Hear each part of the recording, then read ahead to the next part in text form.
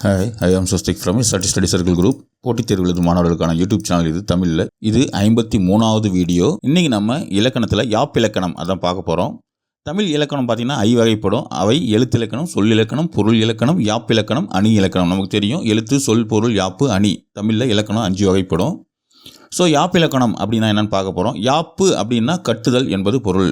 யாப்பு அப்படின்னா கட்டுதல். இது அடிக்கடிக்கு டிஎன்பிசியில் கேட்கக்கூடிய கொஸ்டின். யாப்பு அப்படின்னா கட்டுதல். யாக்கை அப்படின்னா யாத்தல், அதாவது யாப்பு அப்படின்னு சொல்லி பேர். எலும்பு, தசை, நரம்பு முதலியவற்றால் உடல் கட்டப்பட்டு இருப்பது போல செய்யுளுக்கு உரிய உறுப்புகளை கொண்டு பாடலை உருவாக்குதலை யாப்பு எனப்படும்.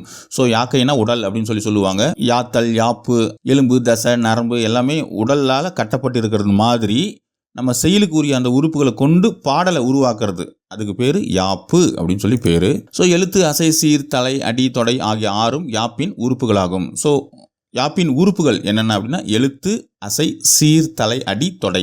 இது அப்படியே லைனாக மனப்பாடம் பண்ணிக்கோங்க. எழுத்து, அசை, சீர், தலை, அடி, தொடை லைனாக மனப்பாடம் பண்ணால் நமக்கு ஈஸியாக இருக்கும். ஓர் எழுத்து தனித்தோ இணைந்தோ ஒலிப்பது அசை. அது நேரசை, நிறையசை அப்படின்னு சொல்லி 2ஆக பிரிச்சிருக்கிறாங்க. ஒரு எழுத்து தனியாவோ அல்லது இணைஞ்சோ ஒலிச்சோ அதுக்கு பேர் அசை அப்படின்னு சொல்லி பேர். அசைகள் பல சேர்ந்து அமைவது சீர் எனப்படும். ஸோ நிறைய அசை சேர்ந்தால் அதுக்கு பேர் சீர் அப்படின்னு சொல்லி சொல்லுவோம். அசை அடுத்தது சீர். இந்த சீர்கள் ஒன்றோடு ஒன்று பொருந்த அமைவது தலை அப்படின்னு சொல்லி சொல்கிறோம். சீரு ஒன்றோடு ஒன்று பொருந்தி அமைஞ்சால் அது தலை. 2 அல்லது பல சீர்கள் சேர்ந்தால் அது அடி. அடிகள் 2 முதலானவாக தொடர்ந்து அடுக்கி பாடுவது பா எனப்படும்.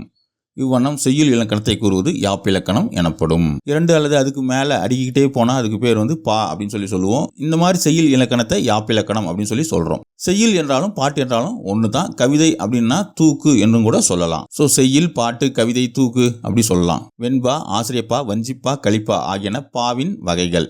ஓசை நயத்தை வேறுபடுத்தி அறிவதற்காக 4 வகை பாக்கள் அமைக்கப்பட்டுள்ளன. ஸோ பாக்கள் 4 வகைப்படும்.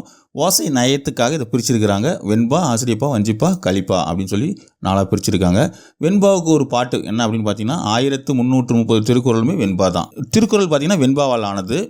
ஆனால் 2 அடிகள் மட்டும் வருவதனால் குறள் வெண்பா என அழைப்பார். திருக்குறள் வெண்பா, அது 2 அடி வரதுனால அது குறள் வெண்பா அப்படின்னு சொல்லி சொல்கிறோம். கேடில் விழிச்செல்லும் கல்வி ஒருவருக்கு மாடலில் மற்றையவை. இது குறள் வெண்பா. கண் இமைத்தல் ஆளடிகள் காசினியில் தோய்தலால் வண்ண மலர் மாலை வாடுதலால் எண்ணி நருந்தா மறை விரும்பும் நன்னுதலே அன்னால் அறிந்தால் நலந்தன்னை ஆங்கு. இது நேரிசை வெண்பா அப்படின்னு சொல்லுவோம். இது நேரிசை வெண்பா. ஆசிரியப்பாவுக்கு ஒரு எடுத்துக்காட்டு பாருங்க. நாடா கொன்றோ, காடா கொன்றோ, அவலா கொன்றோ, மெசையா கொன்றோ, எவ்வளி நல்லவர் ஆடவர் அவ்வளி நல்லை வாழிய நிலனே. இது பார்த்தீங்கன்னா ஆசிரியப்பாவுக்கு எடுத்துக்காட்டு. கலிப்பாவுக்கு எடுத்துக்காட்டு பாருங்கள். உயர்வர உயர்நலம் உடையவன் எவனவன், மயர்வர மதிநலம் அருளினன் எவனவன், அயர்வரும் அமரர்கள் அதிபதி எவனவன், துயரரு சுடரடி தொழுதெழு என் மனனே.